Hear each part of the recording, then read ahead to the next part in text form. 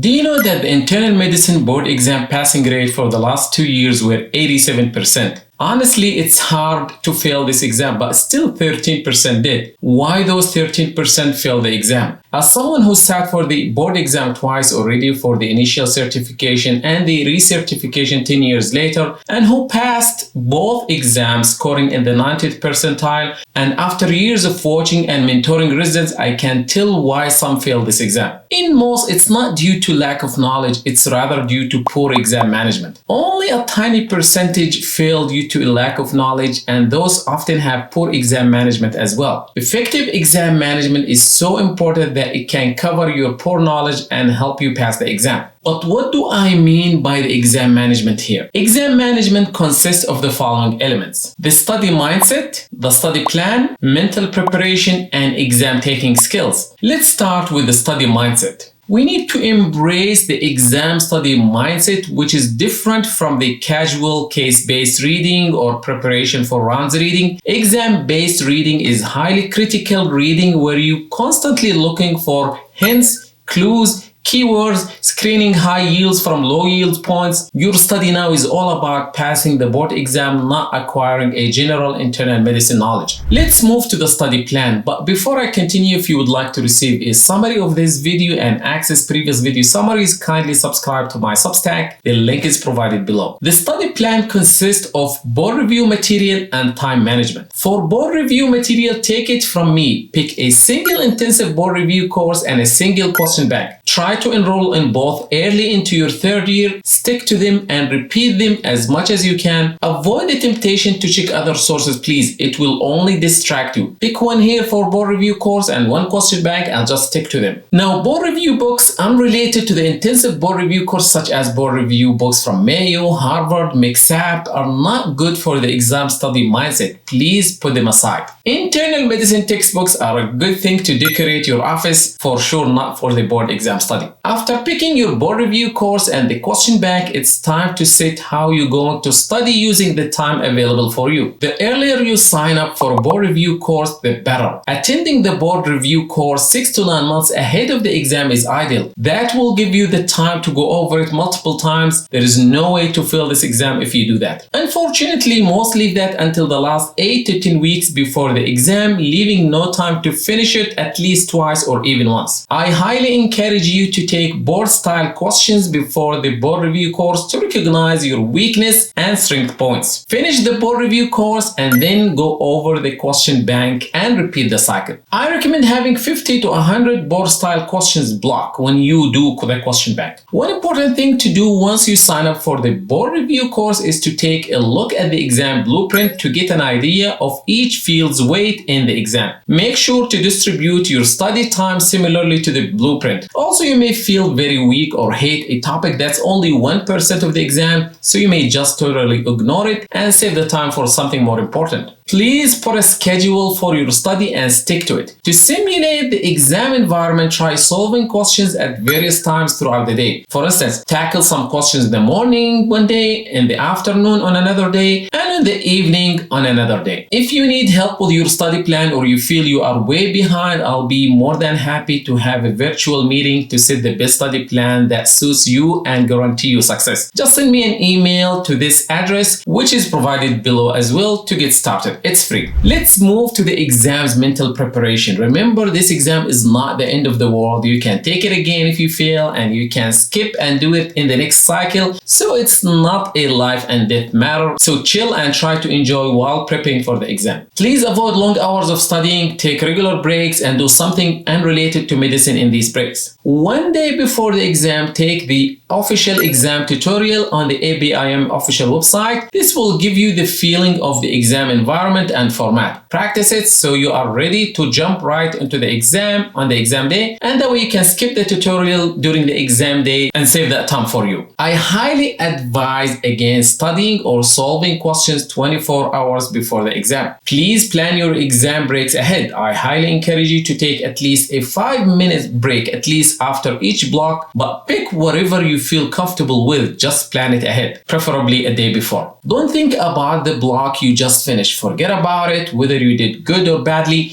Deal with your next question block as it's your first block. Now, once you are done with your exam, celebrate this achievement regardless and don't think about it anymore. Remember, it is not the end of the world. Finally, let's move to the exam taking skill, which is very important and consists of how to set your pace during the exam, how to read and dissect the question, the exam question, and how to narrow down your correct answers possibilities. Now, for the exam pace, keep your eyes on the block timer and adjust your pace accordingly. Don't get stuck on any question. Pick an answer, mark it, and then come back later if you have time. Please do not just mark the question without picking an answer. You may not have time to come back to it. At least if you pick a random answer, you have 20 to 25% chance it's a correct answer. Now, how to read and dissect a question is very important during the exam day and will help speed up your exam pace. That's why I will dedicate the next video to this topic. In the next video, I will show the right technique for reading questions to quickly eliminate incorrect answer and narrow down correct answers, even sometimes if you have no clue about the question. So stay tuned for that very important video. That's it for today. Good luck to all those sitting for the board exam this year. Again, if you need help with your study plan or you feel you are way behind or stressed out, feel free to email me and I'll be more than happy to help. Before you leave, don't forget to subscribe to the channel and my Substack to receive a summary of this video and access the previous ones. Thanks for watching and I'll see you soon.